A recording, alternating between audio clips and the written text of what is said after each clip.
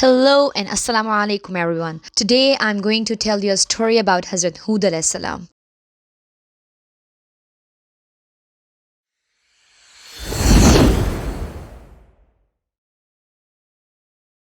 A great prophet. The story starts with the discussion of Hazrat Nuh a.s.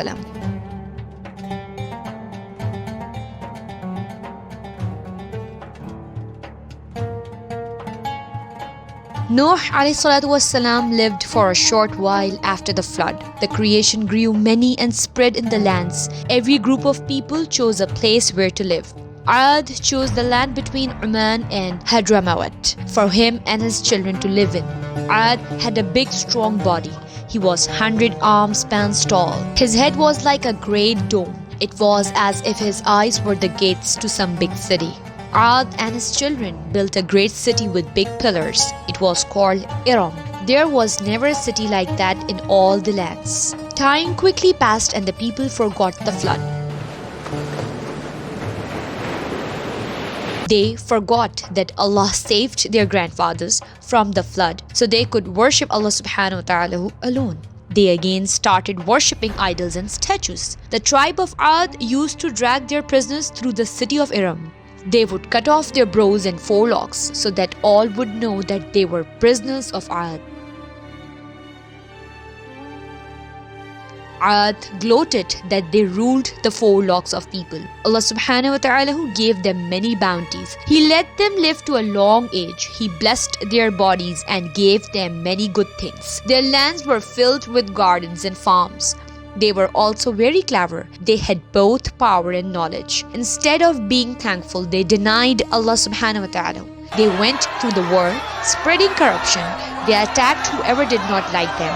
They forgot Allah subhanahu wa ta'ala and worshipped three idols instead: Sada, Thamud and Al-Haba. Ad remained like that, disbelieving in Allah and spreading evil on earth. On the other side stood Hud a.s. He was a pious man who was not happy that his people were worshipping idols and denied their Rabb. He was big, built and strong. Just like the rest of them, he had a bright face and noble lineage. Allah revealed to him that he must warn his people and tell them of Allah's signs. He must call them to worship Allah without any partner. Hud a.s.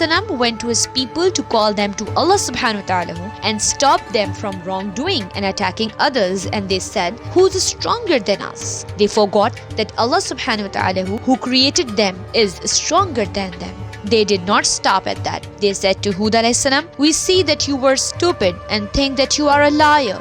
Hud replied, "O my people, I am not stupid. I am a messenger from the Rabb of all the worlds.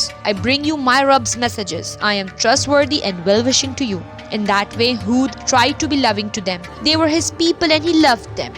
He wanted good for them by advising them.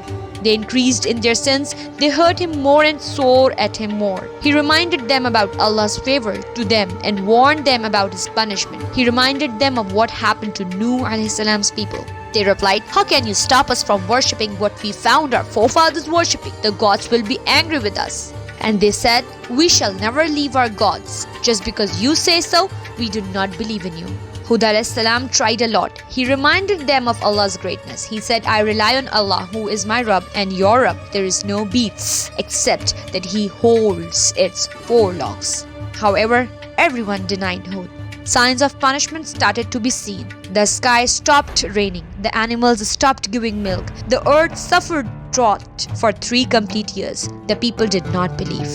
They did stubborn. They sent some men to the Kaaba to ask for rain and crops. The people of Ad saw a huge cloud full of rain, and they thought that it was a rain cloud. They said, "This is a rain cloud which will give us rain." It was revealed to Hud that was the punishment. So he said, "A wind in which there is a painful punishment." Everyone waited to see what was going to happen. The wind coming from the cloud grew stronger. It was a dry wind without any rain. The wind continued for 7 nights and 8 days non-stop. If a man hid in a cave, the wind came in after him and killed him. In the same way, it destroyed the houses with the permission of its Rabb. They used to say, "Who's more powerful than us?" Here a wind was more powerful than them, and it was but a piece of Allah's punishment. All the disbelievers died. They were like the stumps of palm tree. As for Hud a.s., Allah had ordered him and the believers to enter a place. Whenever the wind came, it just made their skins soft and made them feel happy. When the wind stopped, they came out. Hud a.s. lived for another 150 years and then died in Hadramawat. May Allah guide us to the straight path. I hope you like the story. Please don't forget to like, share and subscribe. Thank you. Jazakallah. Assalamu alaikum warahmatullahi wabarakatuh.